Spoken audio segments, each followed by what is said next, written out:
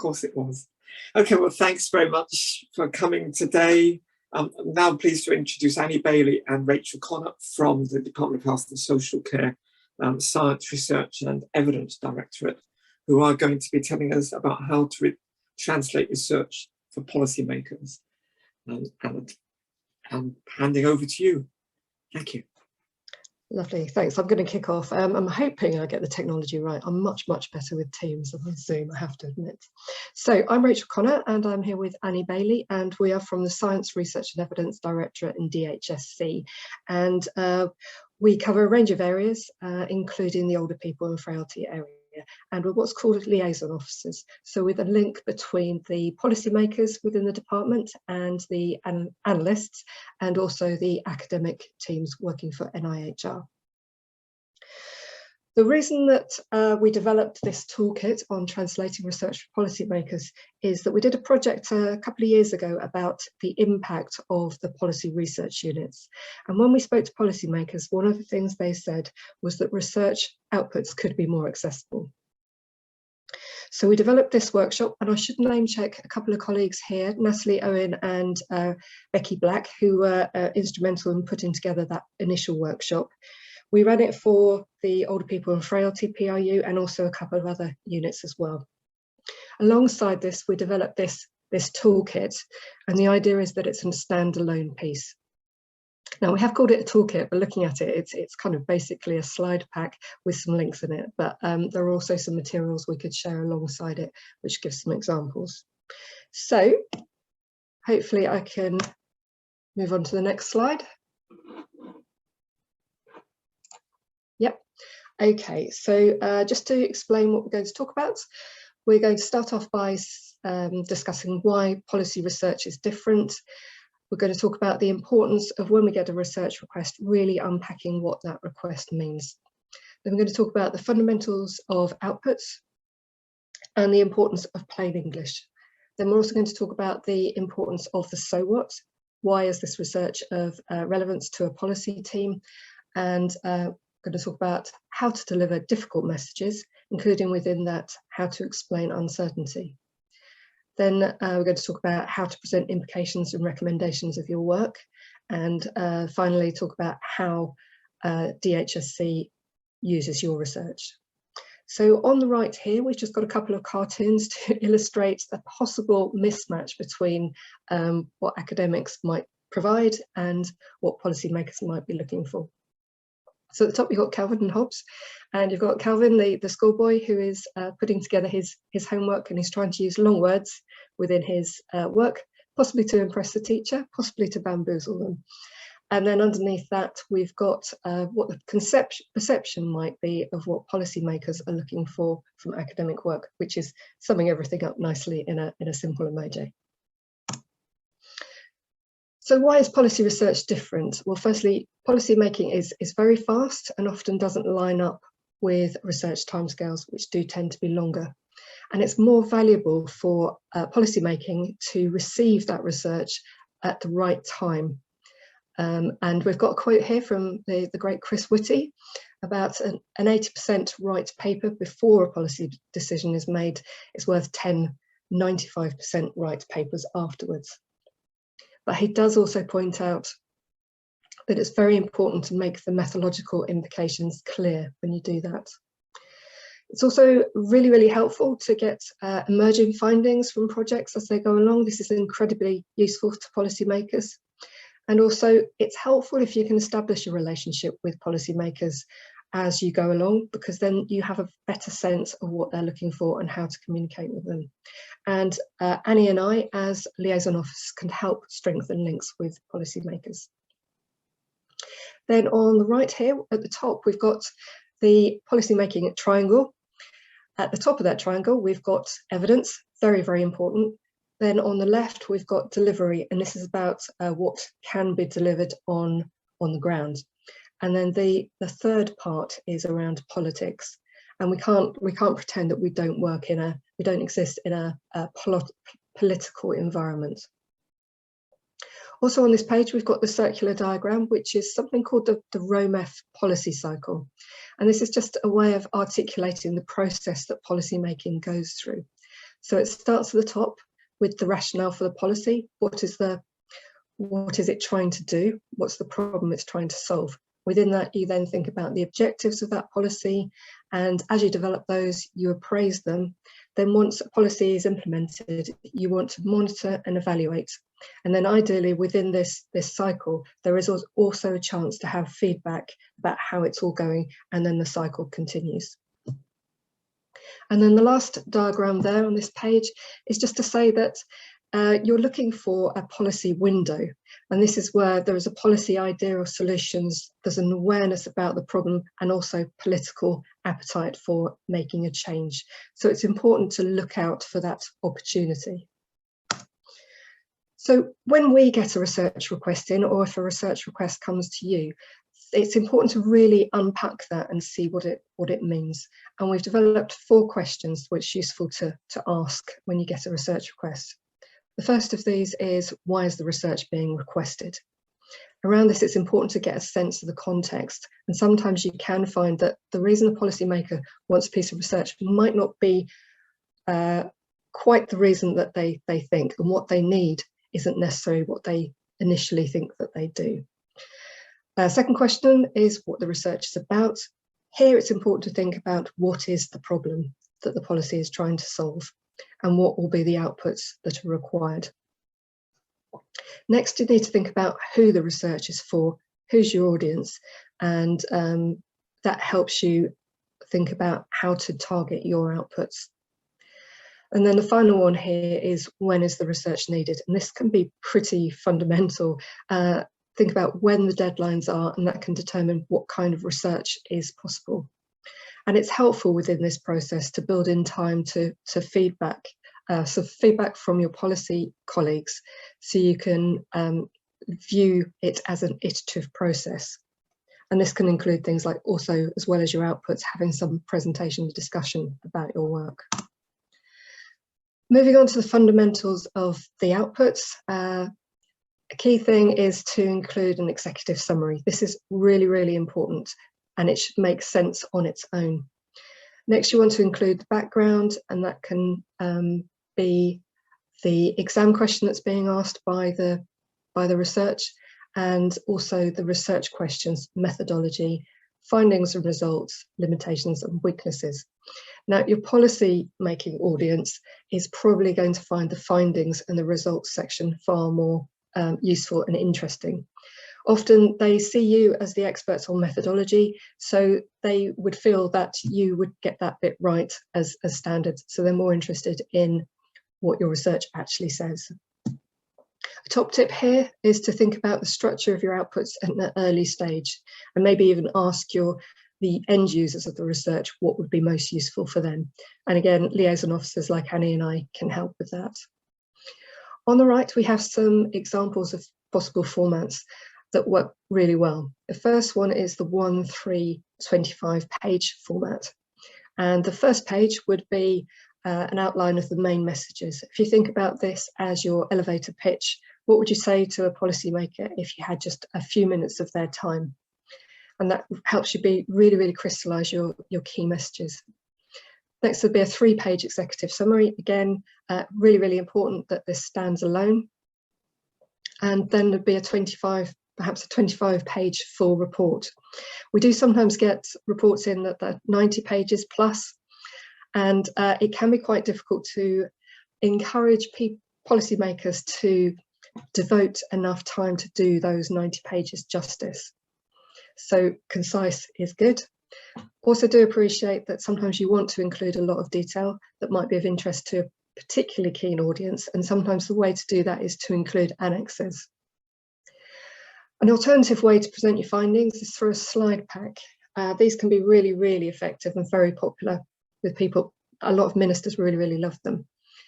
And you need to make sure that it includes your key takeaway messages that can be understood on its own, that it's short and to the point. Any visuals you have within it should be simple and captivating. And it's really important to pull out the so what. And he's going to talk a bit more about that so what element in a minute. But the key thing with a slide pack is to make sure that you tell a story and you have a clear narrative. And then this is the last slide from me before I hand over to Annie, and it's about the importance of plain English. It really, really is a priority. You need to write things in a way that's inclusive and works for everyone, regardless of the background. Thinking back to Calvin and his homework, you do need to use language that is simple. People often don't have a lot of time to read your work. They might be reading it in their evenings or at their weekend. Oh, hi, Sonia. This is Emmanuel here. Hi. Don't know if that counts as a heckler. I'll carry on. And so you want to incorporate that plain English. And one good way of doing this is to look at this link here. It's a list of jargon and plain English alternatives. We all do it, and this list is incredibly useful. And then just to finish off this slide is a quote from Tessa Jow. And her first night as a minister, she was faced with a 70-page submission, and it really did kind of cause her a lot of stress, and she felt overwhelmed, and could have been presented in a far clearer way to help her do her job effectively. So that's it for me. I'm going to hand over to Annie. Do let me know when you want me to change the slides. Thanks, Rachel. So Rachel's already touched on this, reflecting on the so what. So when you're presenting your research to policymakers in whatever type of output you decide is appropriate, drawing out the so what of your research helps to tell policymakers why your work is important. So thinking about linking your findings to policy or to the wider current context. So when considering the so what, I've got a few questions on here that might help you to think about this. So have you told a story about why this piece of work is so important? Have you checked that all the points you've made are relevant and stand out by telling a story? Have you made clear why the points that you're making are important? And have you put your main messages up front and continued to repeat those messages? And a useful way of thinking about this concept is to consider what policy officials will gain from continuing to read your work, particularly bearing in mind the sort of tight timescales that policy officials will have to digest your research. Next slide, please, Rachel.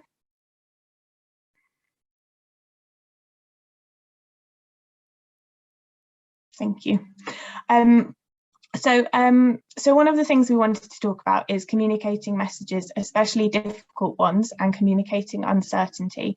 And we've got four kind of top tips here, which I'm going to go through. So the first one is, and Rachel already mentioned this earlier, to highlight limitations and caveats.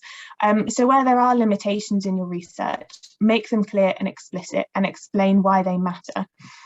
Reflect on how they might impact what we can interpret from your research findings, and consider which limitations are likely to have the greatest impact on the decision that might need to be made by policymakers.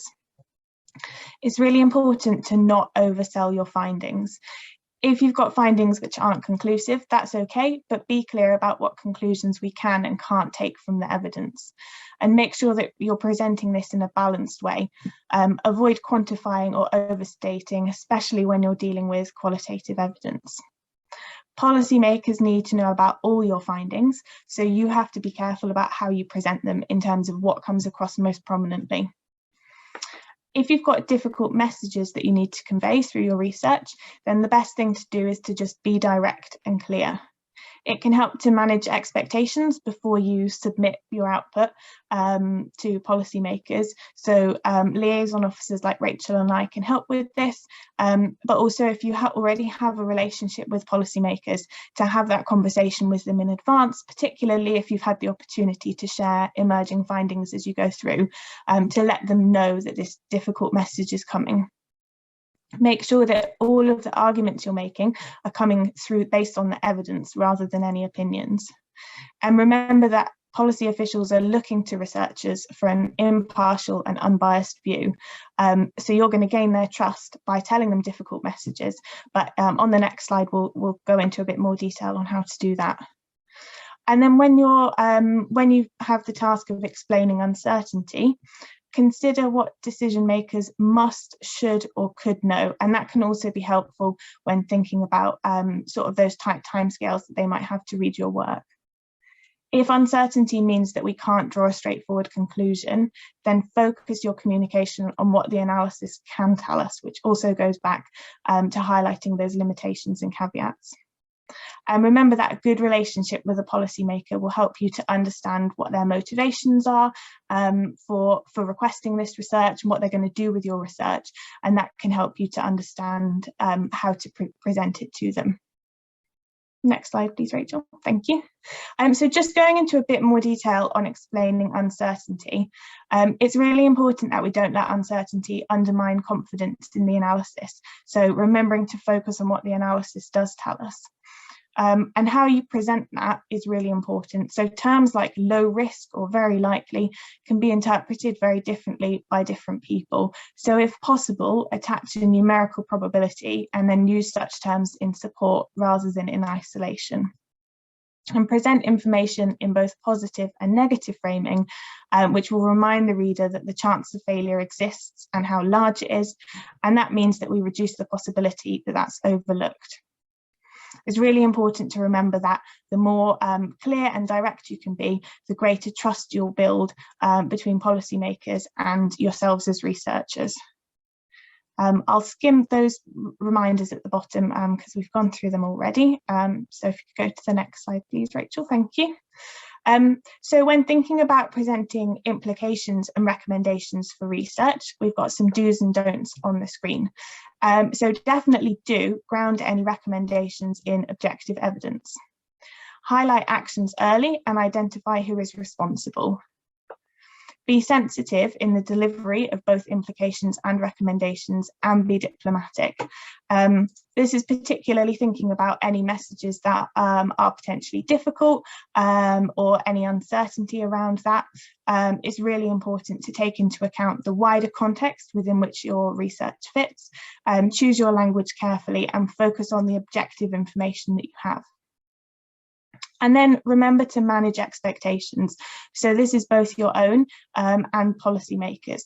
And as we've said a couple of times now, it can be really helpful to have an existing relationship to make sure you establish a relationship with policymakers well before you're actually providing the outputs to them. So they know what you're going to be giving them. You make sure that the outputs are going to suit their needs. They'll be able to use that. And so your research will have some good impact. Don't assume that recommendations are always needed.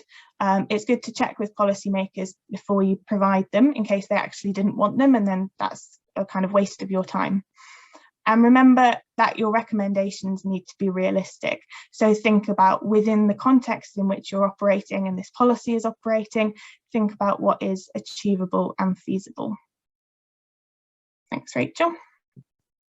So we thought it would be helpful to go over what we actually do with your research when you give it to us. So your work will always be shared if you pass it on to liaison officers like myself or directly to policymakers, but it's likely to have much greater impact if it's presented in a way that's easy to understand. Rachel mentioned people that submit 90-page reports. Well, it's going to get to the right people, but we can't necessarily guarantee that they're going to read all of it in the way that you might like. So policymakers will receive your work much more quickly and be less likely to misinterpret your findings and conclusions if it's presented in a way that is really easy for them to understand. As I've already mentioned, a conversation on what is most useful for policy can refine the output that you produce for them. This increases your work's impact and builds those trusted relationships. And we just really want to emphasize and sort of leave you with the knowledge that policy priorities can change quickly, and the policy window that Rachel touched on at the beginning is important to consider. So there may be other things in the world that are happening. Departments' priorities may change very quickly. So when the research that you're doing was commissioned, that may have been a priority, and actually by the time you deliver it, it's no longer a priority. We understand that this can be incredibly frustrating for you. You've put lots of time and effort into that. But it's important to remember that the opportunity for that research to be, a policy priority again can and often does come up again. So just because something has slipped down the sort of policy agenda doesn't mean that it won't come back up again. And then a top tip when thinking about creating the maximum impact for your work is to try pulling out 5 key points you consider the most important for relaying your messages. And that kind of gives the headline view for policymakers. So just to summarise what Rachel and I have covered today, policy making is fast, and a good piece on time is better than an excellent piece late. Check that you understand what the request is if the research has been requested, and the context in which this research is taking place. Make sure you think early about what the outputs need to cover. Write in plain English and draw out the so what. Highlight any limitations and caveats. Make sure you're not overselling your findings, and be direct with difficult messages and clear when you're explaining uncertainty. Check whether recommendations are wanted, and if they are, make sure they're grounded in the evidence that you're presenting. And finally, if your work is well presented and easy to understand, it will have more impact. And if your work is easy to understand, you're more likely to be invited into conversations on future work. So that's everything from us. These slides, we will share them with you. There are lots of really great links in here, some additional resources there on the screen, and also links throughout the slides that we've gone through. So hopefully you will find that useful. Thanks, Chris. Thank you very much. That's really clear and precise. And I've seen at least one question. So Rowan, if you would like to ask your question, please. Thank you. You sort of give the impression that that research is a monolithic thing, and it's fairly certain at the point that it's completed, whereas in practice it's more like what NICE do. They're assembling a lot of different sorts of evidence of a lot of different sorts of qualities and applicabilities. There's context, and as you mentioned, uncertainty already. Sometimes it's not like that, and it's easy. Yes, we use dexamethasone when somebody's got lung COVID, but mostly it's not like that. So how does that influence the way we present? And I suppose in particular, how humble should you be in caveating the certainty of your findings? Shall I start off with that one, Annie, or did you want to? Go for it. No, go for it. Yeah, thank you. That's a really good question. And I don't think we're meant to give the impression that we see research is like it's done and then that's it, it's draw a line under it. I think it does always, the evidence base always evolves. And the other part was around, what was the second part of your question? Well, it's about overstatement. I mean, there is always a risk that you're overstating. You clearly don't want to understate, but and contextualizing what you're presenting. Yeah, I think that context is really, really important, and it is a really, really fine balancing act because you don't want to go in and say this is it. It's an absolute certainty, because it could all go horribly wrong if it doesn't work out like that. So it is something that you need to nuance, and sometimes you might have to give it a go one way, and then having that conversation with policymakers, if you can manage to do that, can help you nuance your message. So it's always quite good to see if you can get some face time with policy people, decision makers, to really kind of talk around your message as well. So really with your outputs, you want to sort of pique their interest and give them as much as you can that's clear, but where you can have a conversation as well, that's really, really helpful. Thank you. Claire Thomas, would you like to ask a question? Yes, thank you. Really interesting to hear about the role of liaison officers. I wasn't familiar with that role, and it's really useful to know that they exist. Is it possible to find out a list of liaison officers and what their particular areas of interest are, so that if we have got a piece of research that we'd like to feed up through a liaison officer, we know who and how to contact them? Yeah, we do have a list of the areas that we cover. We primarily work on the policy research programme, but I think increasingly we're branching out and getting more involved in other areas of NIHR. Okay. And I've noticed there's a question in the chat about how do we get that quick FaceTime with policymakers. It comes back to your liaison officers. So again, that list of who covers what would be useful to people, I imagine. Yeah. So is that available online, or are you able to share it, or how would we get hold of that list? I think we could send it to the organisation of this event. And oh, brilliant. Send it to Alison and she can distribute. So that means that your question was answered. Is that okay, or do you want to? Oh, yeah, kind of. I think if it's through the liaison officers, then I'll wait for the list. Okay. Thank you. I don't know how you get the access to the politicians directly. Yeah, that's my question. Yeah. You can write to them. I've got a question from, and I'm sorry, I can't tell who you are because it's just your computer ID up there, MON-US. Okay, Chris, that's me, Sorrel. So, oh, Sorrel, I can't tell. I can't see you. Hi, Sorrel. Hello. I had a quick question. Thank you for that presentation. It was really informative. My question was about policy windows. How would you ever know there was a policy window? I feel a little bit like I'm doing a sales job on how wonderful and the great potential of getting to know your liaison officer. I'm sorry. Liaison officers can be helpful. I have regular meetings with our policy research units where we fill them in on what's happening and what are in policy makers' minds.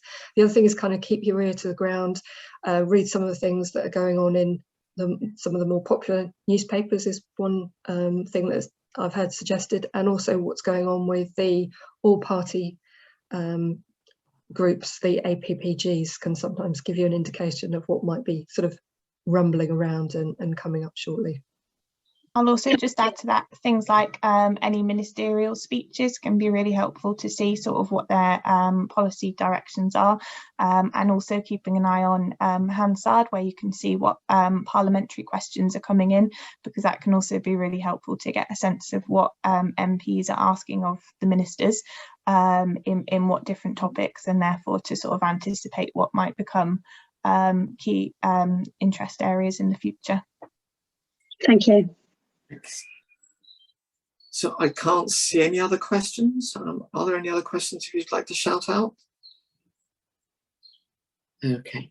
Well, thanks very much to both of you, Annie and Rachel. Great double act and very useful. And it is absolutely an art, which I'm beginning to learn about how to write these much shorter, more concise pieces for policymakers rather than the much longer academic pieces that I was brought up on, or probably most of us have been brought up on.